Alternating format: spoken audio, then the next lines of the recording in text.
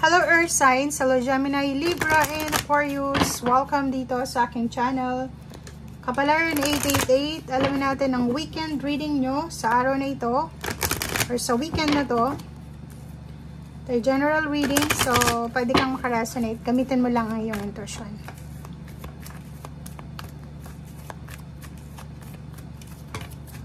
Okay. Judication, air signs. Ang galing ng baraha mo Kunin natin lahat ng energy. Okay. Okay guys. First two cards natin dito, air signs, is pwedeng may kakilala ka na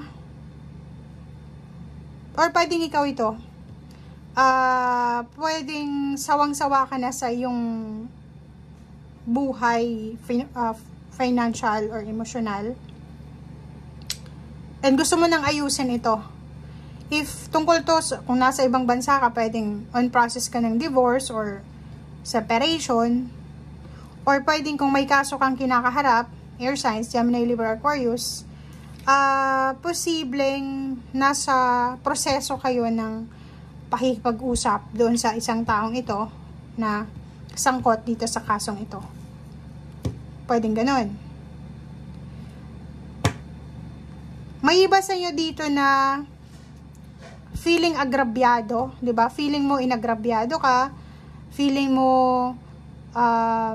winasak yung pagkatao mo, parang ganito ganyan, and gusto mong ipaglaban yung karapatan mo. Okay? Meron din sa inyo dito, it's either you're single or in a relationship, may ka-live-in partner. Posibleng may manligaw sa'yo or may nanliligaw sa'yo na nasa ibang bansa or nasa ibang lugar.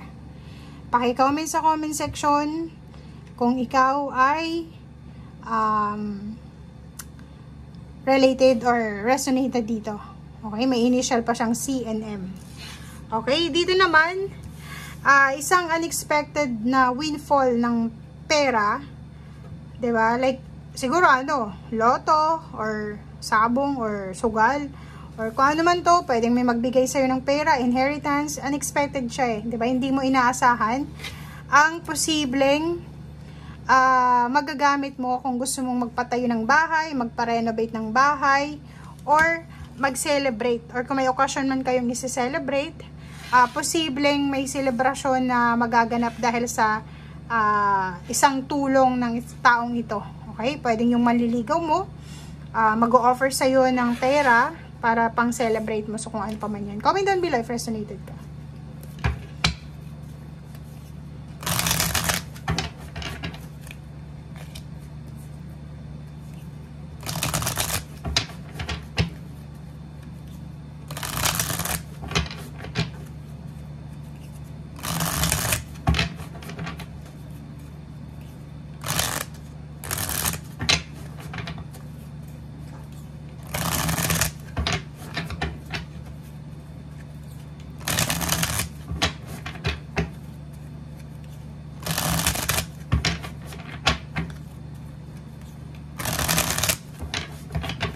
Okay, air signs, Gemini, Libra, and Aquarius.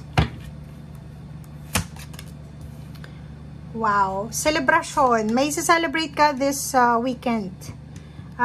It's either birthday celebration ng family members, pwedeng may advance party para sa pera, yun na nga, para sa advance party para sa relationship, or posibleng energy mo to Gemini, Libra, Aquarius. Siguro yun na nga, pwedeng kayo ay may kaso na sangkot kayo sa kaso tungkol sa nakawan or sa kung ano pa man, and posibleng panalo kayo sa kaso. So yung judication is pabor sa inyo, yung justice, so pwedeng yun ang isi-celebrate nyo. So makakakuha ka ng financial parang anong tawag dito, financial support, or parang nakikita natin dito na if ever man na kasal itong sineselebrate mo sa weekend na to or wedding anniversary, maraming matatanggap kayo na regalo. Marami kayong matatanggap na pera galing sa mga taong pupunta sa kasal nyo, if kasal to. Okay? Okay, so nakikita ko din sa'yo dito na may 9 of Cups kasi, may 9 of Pentacles kasi 6 of Cups. Posibleng yung dati mong trabaho or yung dati mong source ng financial ay babalikan mo. So, may iba sa inyo na babalik sa dati nilang trabaho or pinagtatrabahuhan. Or yung iba nga sa inyo, if you're a business person, i-open mo ulit yung business mo na na-close. Or kung yung iba sa inyo dito, basta marami kayong mga pinagkakakitaan dati pa na posibleng ngayon nyo itutuloy. Ngayon nyo, parang plano nyo lang dati, tapos ngayon nyo isa sa action siya. Okay, Ace of Swords.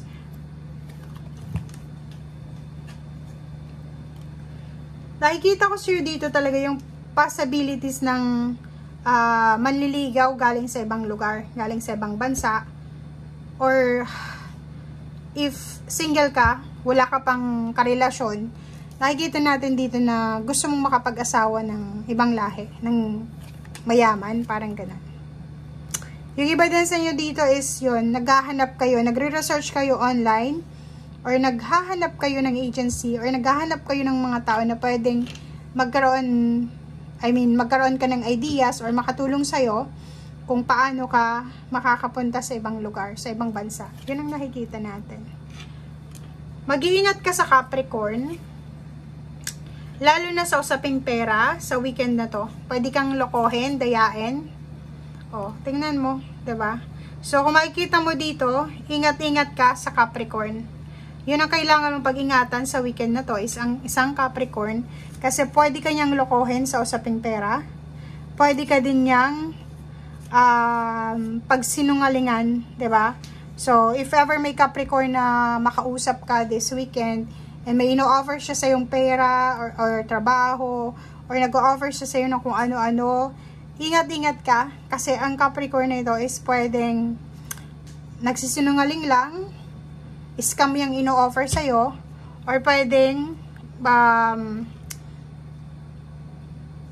nakawan ka niya. Kasi meron ditong tingnan mo itong 7 of Swords, 'di ba? 7 of Swords tapos the Devil, combination ng dalawang yan is hindi maganda. Okay, wag kang masyadong emotional, kahit sabihin natin na etong Capricorn na to is kamag-anak mo, or pwedeng karelasyon mo pa yan, or pwedeng kadugo mo pa. Wag kang magtitiwala this weekend. Kung may i-offer siya sa'yo, may ikakwento, wag kang maniniwala agad-agad. Okay, so makinig ka lang, di ba? Wala namang masama sa pakikinig, pero kung tatanggapin mo kung ano yung sinasabi niya, ino-offer niya sa'yo, wag mo yun ang gagawin. Okay? Thank you guys. Bye!